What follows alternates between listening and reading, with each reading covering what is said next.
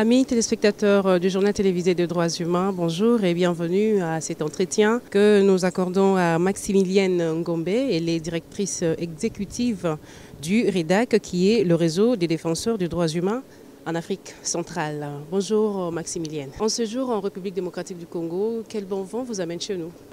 On avait deux activités en RDC et c'était aussi un test pour le réseau des défenseurs des droits humains de voir si l'alternance démocratique est en marche, parce que ça fait 8 ans que le REDAC et les points focaux au niveau de la RDC demandent que j'obtienne le visa pour venir au moins soutenir les défenseurs sur le terrain.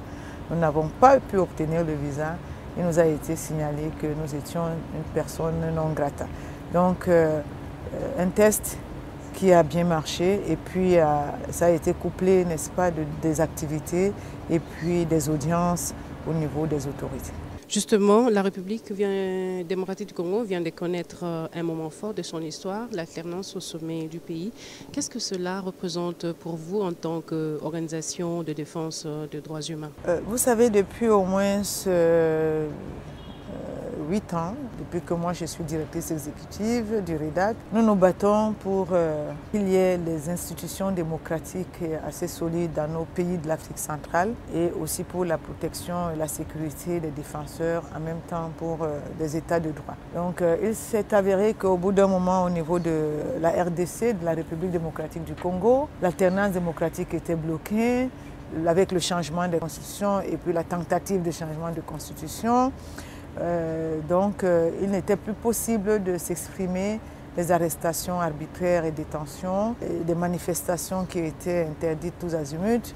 Et donc pour nous, c'était un gros défi et nous avons mené le plaidoyer tant au niveau régional, c'est-à-dire à la Commission africaine des droits de l'homme, à l'Union africaine, qu'au niveau international devant des instances onusiennes, pour que au moins la RDC, la République démocratique du Congo, reprenne, n'est-ce pas, ses lettres de noblesse. Et je pense que ce travail des organisations sur le terrain a payé et nous nous réjouissons, n'est-ce pas, de l'alternance démocratique et pacifique qui a eu lieu le 30 décembre 2018 ici en République démocratique du Congo.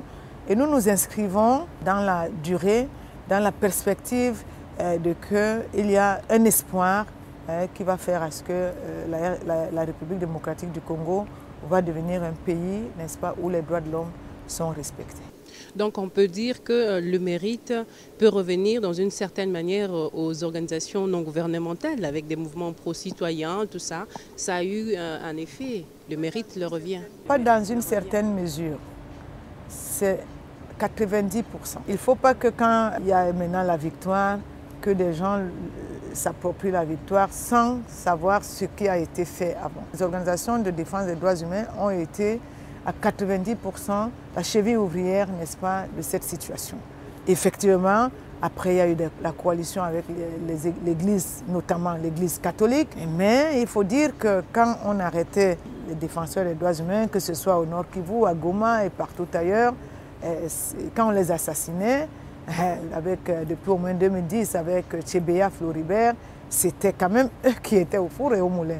Quand on nous interdisait depuis 8 ans le visa d'entrée ici pour pouvoir relayer et faire le plaidoyer, c'est quand même les organisations qui prenaient un coup. Donc c'est à leur mérite. Et c'est pour cela que nous encourageons le président de la République, d'ailleurs que nous félicitons, de mettre en place, n'est-ce pas, une plateforme de haut niveau pour, n'est-ce pas, encadrer et pour toujours avoir à ses côtés ces organisations-là pour la consolidation des institutions démocratiques.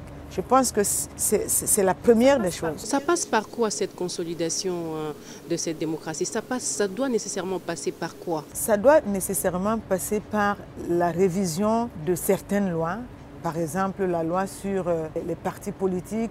Vous avez vu, moi je suis là, j'ai assisté hier à un débat sur la façon dont les sénateurs sont élus. Peut-être que c'est l'occasion de réfléchir avec les organisations de défense des droits de l'homme, la façon dont les élus doivent être désignés. C'est un pan de la consolidation des institutions démocratiques. L'autre pan, c'est la liberté d'expression, d'opinion, de manifestation et d'association. Vous avez vu en un certain moment ici, les journalistes internationaux étaient expulsés. Il y avait on a retiré des passeports à certaines des accréditations et à certains défenseurs des droits humains, on a retiré les passeports. Donc, ça passe par la liberté d'association. Et pour que ça passe par la liberté d'association, le président de la République, dans son leadership, peut dire on n'a pas besoin de déclarer, d'avoir une autorisation pour aller faire une manifestation. On la déclare et on la déclare simplement pour que les forces de l'ordre, n'est-ce pas, encadrent. Mais on la déclare pas parce qu'on veut savoir qu'est-ce qui est derrière et pourquoi on doit faire ça. Donc voilà à quoi ressemblent les institutions, la consolidation des institutions démocratiques. Il y a aussi, comme on a dit, la protection et la sécurité des défenseurs. Depuis un moment, nous avons voulu que la République démocratique adopte une loi protégeant les défenseurs, leur travail et les journalistes. Cette loi, depuis au moins 8 ans, est dans les tiroirs et a été, n'est-ce pas, enlevée de toute sa substance. Nous voulons que c'est la société civile qui propose la loi parce que c'est elle qui est sur le terrain, c'est elle qui s'y connaît, qui sait quelles sont les menaces, quelles sont les difficultés, quelles sont les vulnérabilités. Et c'est avec cette substance-là qu'on doit demander, n'est-ce pas, au Parlement de prendre des dispositions pour qu'elle soit votée. Donc, voilà. Devant la presse congolaise hier, vous avez émis le vœu d'accompagner le gouvernement congolais dans cette lutte de la promotion, la consolidation de la démocratie. Et vous avez parlé d'un projet que vous devez soumettre aux autorités. Il s'agit de quoi? Il s'agit d'un projet de protection, d'un projet de loi sur la protection des défenseurs et la sécurité en ligne, les défenseurs, les journalistes et les activistes. Parce que nous avons élargi les journalistes, parce que de plus en plus les journalistes se font face à des menaces en ligne, menaces physiques, et les Nations Unies en sont conscients, y compris l'Union africaine. Donc nous sommes obligés d'élargir le champ d'action. Il y a les activistes aussi qui ne sont pas forcément dans des associations, mais qui œuvrent pour les droits humains. On ne peut pas les mettre de côté, il faut qu'ils soient protégés dans l'exercice de leur travail. Il y a ce projet-là que nous avons déjà en main, que nous allons, n'est-ce pas, soumettre au gouvernement. Nous allons discuter ensemble, nous allons faire par exemple des consultations au niveau avec les acteurs étatiques, avec la société civile et les journalistes pour contextualiser. Il y a ça, mais il y a aussi d'autres questions, comme je disais hier, la lutte contre l'impunité. Nous pensons que la société civile a assez documenté la question d'impunité pour que nous avons la force, nous avons la compétence de pouvoir donner des outils au gouvernement pour qu'il améliore, n'est-ce pas, ses textes par rapport à la lutte contre l'impunité. Il y a la corruption endémique, parce qu'il faut dire, il faut appeler les chats. Voilà, le flagrant délit, c'était hier, je l'ai vécu en direct. Donc il est bon que cela cesse, parce qu'on ne peut pas dire qu'on est dans une alternance démocratique pacifique et recommencer à porter de la corruption endémique, et y compris pour neutraliser les institutions démocratiques. Ça n'a pas de sens. C'est une controverse, ça n'a pas de sens. Donc là aussi, nous pensons que nous pouvons et nous avons la capacité d'encourager et d'accompagner le gouvernement. Est-ce que le président Félix Tshisekedi vous rassure, vous garantit dans une certaine mesure déjà avec ces quelques jours à la tête du pays? Est-ce que sa façon de gérer vous assure de voir au finish se concrétiser ce projet? De toutes les façons, nous sommes très fiers du président Tshisekedi. Je vous ai dit ça hier, nous lui avons adressé une lettre de félicitations. Nous aurions voulu le rencontrer, mais il n'était pas à Kinshasa, comme vous le savez. C'est partie remise parce qu'on nous a donné toutes les assurances que dans les prochains jours, on pourra le rencontrer. J'ai espoir parce que je le vois comme un homme qui a besoin d'écouter toutes les parties civiles, toutes les parties prenantes, autant pour moi, qui a besoin que chacun qui peut apporter quelque chose de positif, qu'il puisse lui dire ça de visu et pas de façon par les intermédiaires.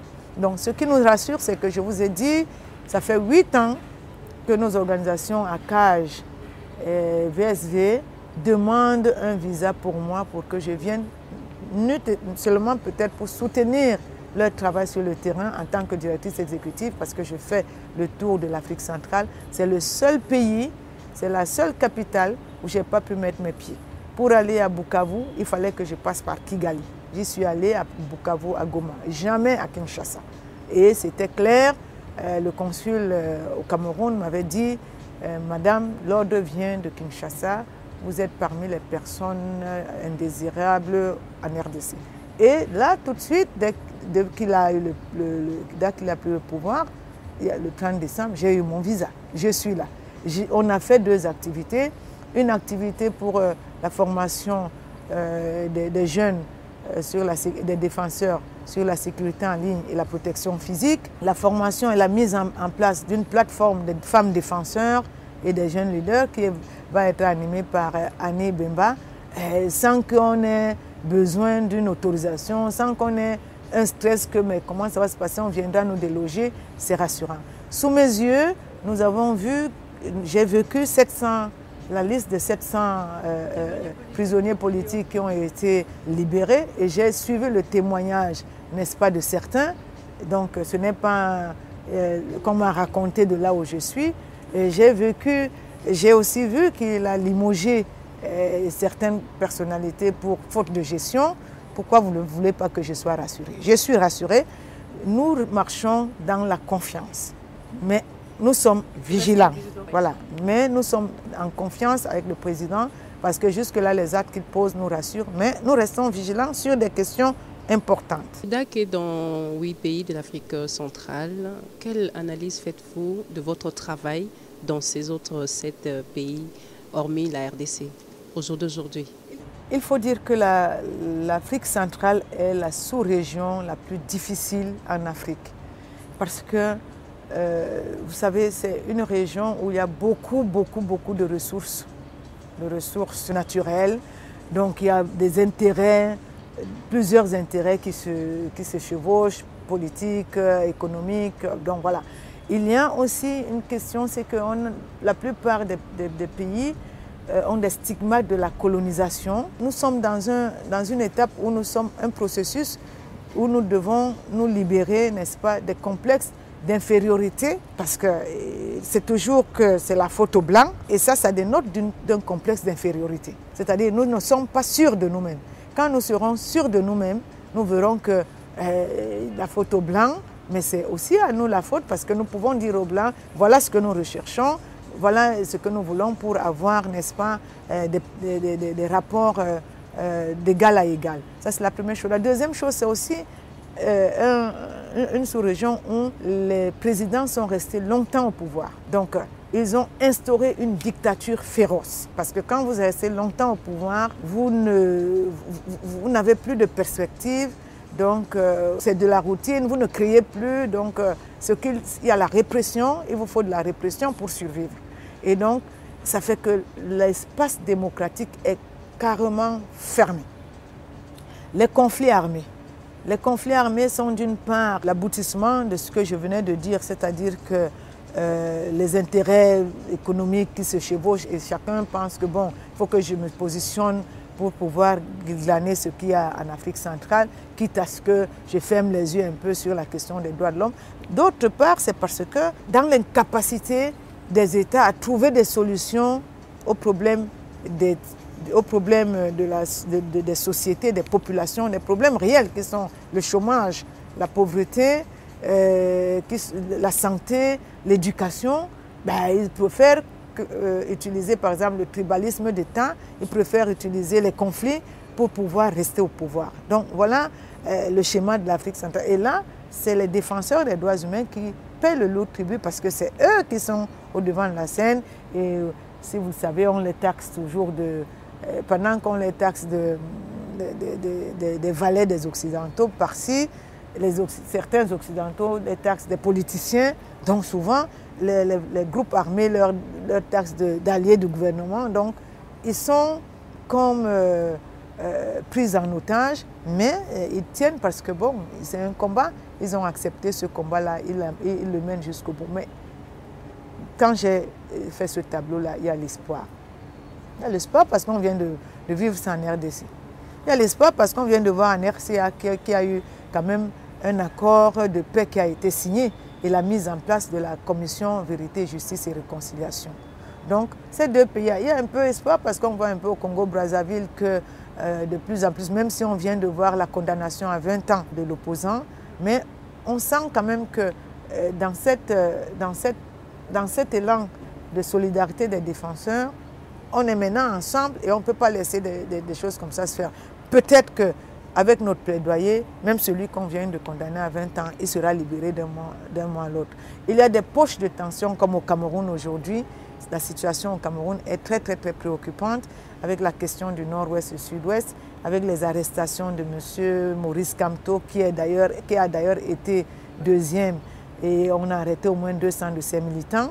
C'est très préoccupant parce qu'effectivement, le président Paul Biya qui a déjà 37 ans au pouvoir ne peut plus apporter quelque chose et donc il y a comme une poche de ceux qui le prennent en otage, qui savent qu'ils ont les mains sales, les mains pleines de sang et qui ne veulent pas libérer l'espace parce qu'ils risquent de répondre de leurs actes. Mais ça va y arriver parce qu'il y a une solidarité africaine et au niveau de l'Union africaine, au niveau de la Commission africaine, pour pouvoir, et avec la pression des défenseurs, pour pouvoir régler, n'est-ce pas, ces problèmes-là. Donc nous avons espoir. Un dernier mot en tant que directrice de la région de l'Afrique centrale. Un dernier mot, je suis très fière d'être en RDC. J'espère que je vais y revenir d'ici peu. Et je dis, l'Afrique centrale doit rester unie. L'Afrique centrale doit être debout.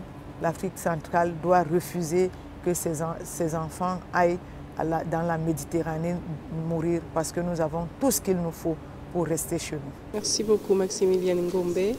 Merci à vous qui nous avez accordé de votre attention. Nous vous retrouvons dans la prochaine édition, éventuellement avec une autre invitée. Au revoir.